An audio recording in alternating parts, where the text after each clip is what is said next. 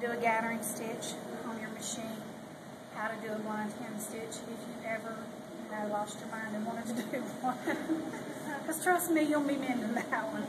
But occasionally on a really nice dress, you might want that because you don't want to see the, the stitching. But I would never do it for a child because I've just mended far too many of those in my lifetime to ever want to do it again voluntarily. So for an adult, it would be okay. For an adult. Not me. I've carried out too.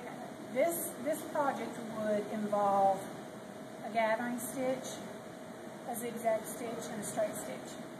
And it's just a little hanging towel to put on your stove, and it's just made from a kitchen towel and a pot holder. One kitchen towel, one pot holder? Because it looks like two towels. No, it's just folded over. Oh, okay. Really, you can do this with one towel and two pot holders and make two of them. But I had more towels than I did pot holders in this print, so I just did. This one's actually harder because you're kind of doing all this blind when you're looking through to stitch it. You can't really see the edge. When you cut it in half and do it, you can flip it over. You can draw a line on your pot holder, flip it over, and actually see the edge you're stitching.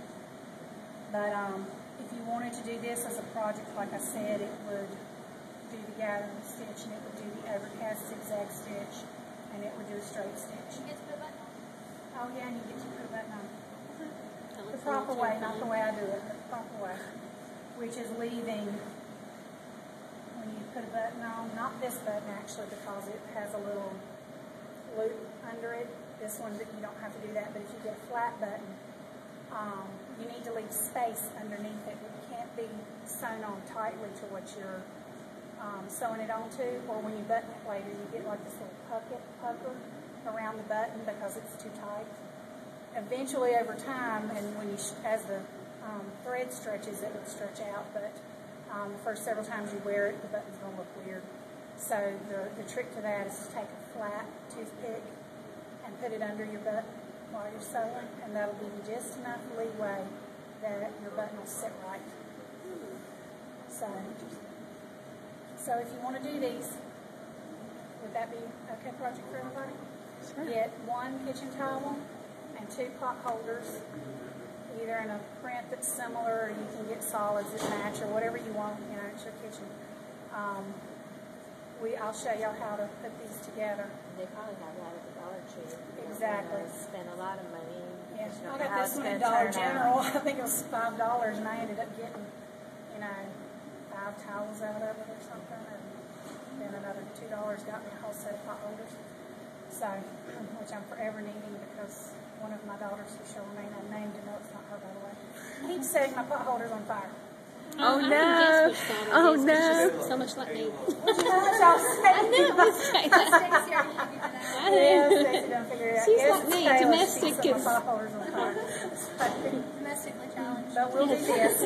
So next time you will need to bring your sewing machines so that y'all can practice the stitches as I showed them to you. Bring your sewing machines and a piece of scrap fabric that you can actually do the stitching on. I'd say at least a quarter yard, so that we can cut it into several pieces and do several different stitches.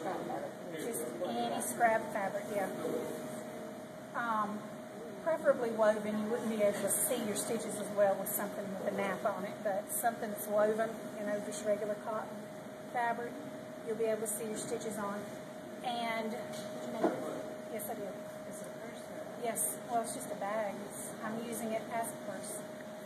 Nice. Because I can get my Bible and my shawl and everything else in it.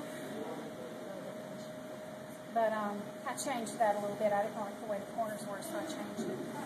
But get you a fabric and get a thread that you'll be able to see easily on the fabric, so that you'll be able to see your stitches better.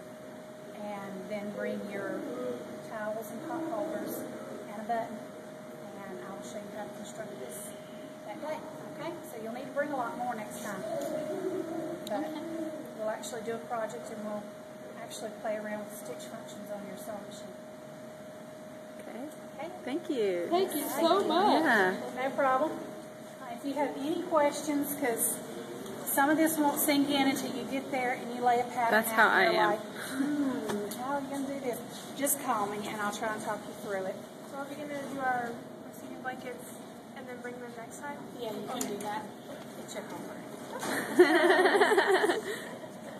Okay.